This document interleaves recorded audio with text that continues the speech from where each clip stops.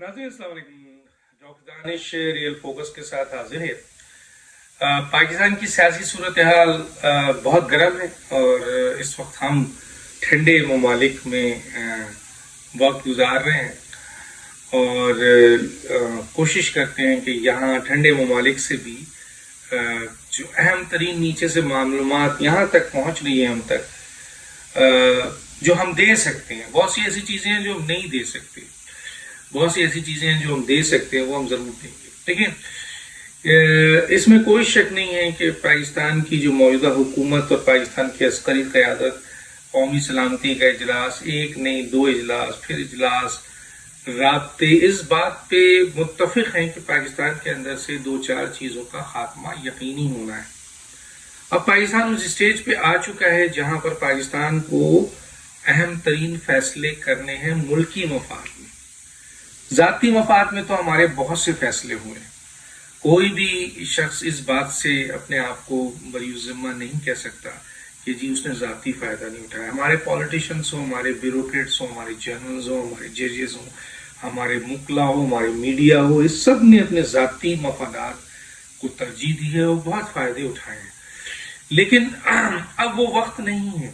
अब वो वक्त है कि जब आप इस पाकिस्तान को अपने ज़ाती मफाद से बढ़कर कौमी मफाद की तरफ अब आपको आना है और बड़ा फैसले करने हैं।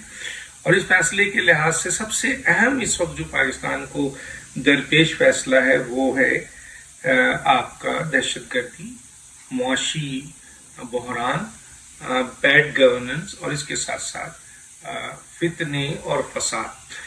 देखिए, मैं आपको बहुत पहले शुरू से कहता था कि आप और मैं कौन होता हूँ। मसलन अगर आप इस्लामी दुनिया की तारीख पढ़ लें या खुलफाए राशिदीन का ज़माना देख लें या रसूल अकरम सल्लल्लाहु अलैहि वसल्लम का ज़माना देख लें, अब उनसे ना तो आप ज़्यादा मोतबर हैं, ना उनसे ज़्यादा आपकी इल्म है, ना उनसे ज़्यादा आपकी नॉलेज है। जब वो ये समझते हैं कि फितना और शर, खुदा खुद कहता है कि उसको सबसे पहले ख़त्म किया जाए, क्योंकि शर की कोई गुंजाइश और फितने की नहीं है। इसीलिए हम हर दुआ में, हर नमाज में ये दुआ मांगते हैं कि अल्लाह ताला शैतान के शर और उसके चेलों के शर से हमें महफूज रख, इस दुनिया को महफूज रख, इस दीन इस्लाम को महफूज रख। तो अल्लाह ताला का हुक्म है। और पाकिस्तान के अंदर आजकल कई अरसे से शर फैल रहा था, फितने फैल रहे थे। पाकिस्तान को तोड़ने की बात की जा रही थी, पाकिस्तान को ख़त्म करने की बात की जा रही थी, फ़ौज को ख़त्म करने की बात की जा रही थी, अदालतों को ख़त्म करने की, पार्लियामेंट को ख़त्म करने की, बड़े इदारों को तहस नहस करने की, पाकिस्तान के अहम तरीन असासों को ख़त्म करने की बारे में बातें शर फैलाई जा रही थी। इवन के पाकिस्तान के दीन के खिलाफ भी शर फैलाना शुरू कर दिया था लोगों ने। और फिर पाकिस्तान को जला दो और पार्लियामेंट को जला दो और असला उठा लो और गोली मार दो और पता नहीं क्या कुछ कर लो। ये सारी चीजें आपने देखी हैं। और इनमें जो सबसे आगे थे वो उनमें यही लोग थे। माजी में हुए बहुत सारे और दूसरे सियासी जमात के कारकुन रहे होंगे, लोग रहे होंगे, और हमने उन पर भरपूर क्रिटिक्स भी किया होगा। लेकिन मैं वक्त के साथ साथ वो चीजें मध्यम होती गई।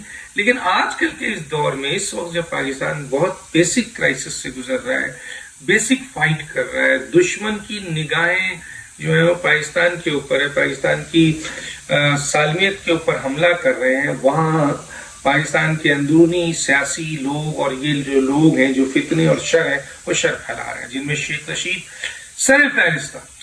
तो हुकूमत ने इनको गिरफ्तार किया, इनकी जमानत भी नहीं होनी चाहिए। और अगर जमानत हो जाती है, जहां तक मेरी इत्तलात है इनकी जमानत मुस्तरद हुई है, तो बार बार होनी चाहिए, इसलिए कि ये शख्स जेल के अंदर रहेगा और इसका इंटरेक्शंस लोगों के साथ नहीं रहेगा तो शर नहीं फैलेगा।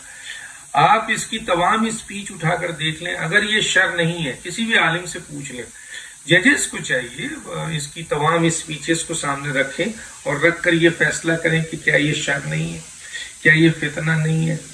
तो पीटीआई के अभी पिछले दिनों चंद लोग, जिनमें शहबाज गिल है, जिनमें शेख रशीद है, जिनमें फवाद चौधरी है, जिनमें आजम स्वाति है, जिनमें खुद इमरान खान है, उनकी स्टेटमेंट्स को ले लें। इसलिए नहीं कि वो एक کسی سیاسی جماعت کے بڑے ہیں تو وہ جو چاہیں کہہ دیں. نہیں، اگر کوئی بھی چیز نعوذ باللہ آپ اس دین اسلام کے کتنے ہی بڑے دائی ہوں، لیکن آپ کا ایک جملہ اسلام سے آپ کو خارج کر سکتا ہے، ایک غلط جملہ.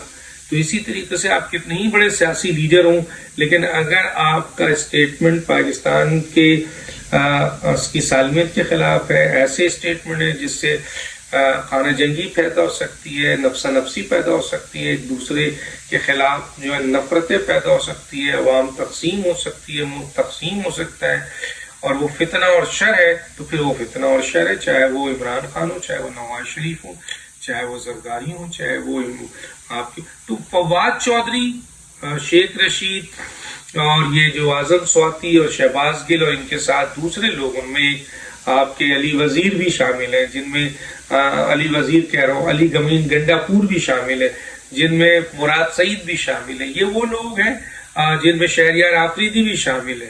یہ وہ لوگ ہیں جو ایک طریقے سے جب بولتے ہیں تو ان کو اندازہ ہی نہیں ہے کہ یہ شر و فتنے کے زمرے میں آتا ہے، اور شر و فتنے والے کو یقیناً کسی قسم کا کوئی رعایت دینے کی ضرورت نہیں ہے.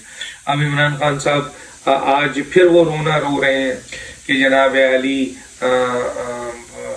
کہ مجھے قتل کرنے کی کوشش کی گئی. ارے بھیا، آپ کو قتل کرنے کی کوشش کی گئی، آپ جی آئی ٹی کے سامنے پیش نہیں ہوتے ہو، آپ عدالتوں کے سامنے. آج ہی میں پڑھ رہا تھا کہ عدالت کہہ رہی تھی کہ بھائی آپ کب پیش ہوں گے تاکہ ہم چارج شیٹ آپ پہ لگا سکے.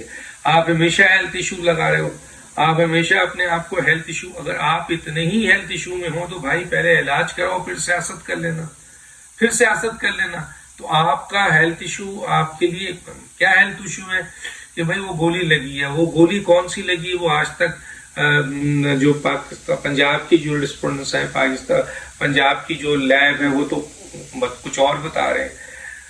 اور کتنی بڑی گولی کیوں نہ لگی ہو بھائی، کسی جن لوگوں کو گولیاں لگی ہیں اللہ معاف کرے ان سے ذرا معلوم کر لیجئے، انٹرویو لے لے تو بتائیں گے جناب 2 ہفتہ 3 ہفتے 1 ہفتے 1.5 ہفتے میں ہم سیٹل ہو جاتے ہیں. ٹھیک ہے جی.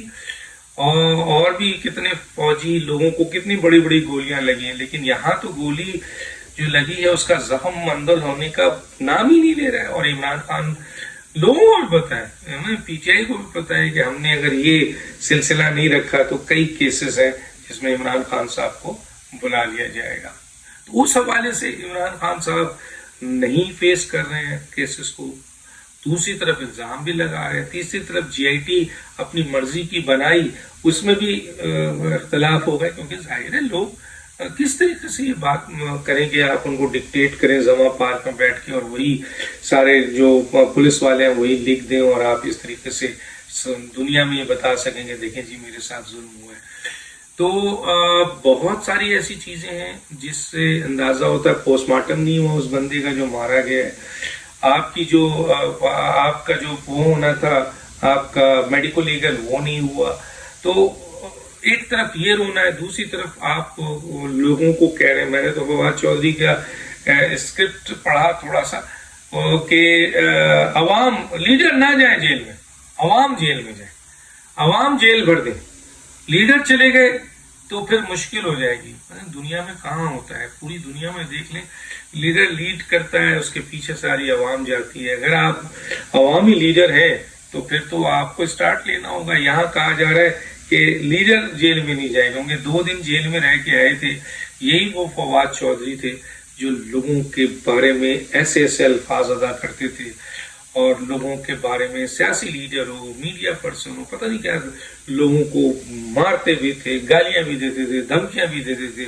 وہی 2 شخص، حالانکہ ان کے ساتھ ابھی کچھ بھی نہیں ہوا ہے، لیکن 2 دن وہ پولیس میں باہر رہ کے آئے تو روڈوں پہ یعنی میڈیا پہ بیٹھ کر آنسو بہا رہے ہیں، رو رہے ہیں. آپ بڑا ظلم کیا ہے 3 سال 7 ماہ فواد چودھری صاحب آپ لوگوں نے.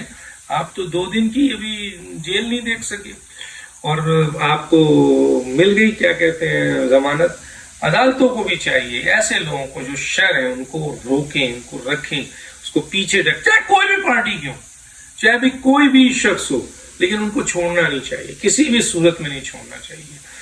اور یہ جو جیل بھرو، آؤ بھرو، آپ دیکھیے گا یہ بھی عمران خان کی چال، عمران خان کا پتا فیل ہو جائے گا، کیونکہ پاکستان کی موجودہ عوام اس پوزیشن پہ نہیں ہے. میں پہلے بھی کہہ چکا ہوں کہ وہ جیل بھروں میں جائے گا، اپنا پورا گھر تباہ کر دے، اور خان صاحب نے کچھ دینا نہیں ہے. خان صاحب تو اپنے مفاد کے لیے لڑ رہے ہیں، اقتدار کے لیے لڑ رہے ہیں. یہ کوئی پاکستان کے لیے تھوڑی لڑ رہے ہیں، عوام کے لیے تھوڑی لڑ رہے ہیں.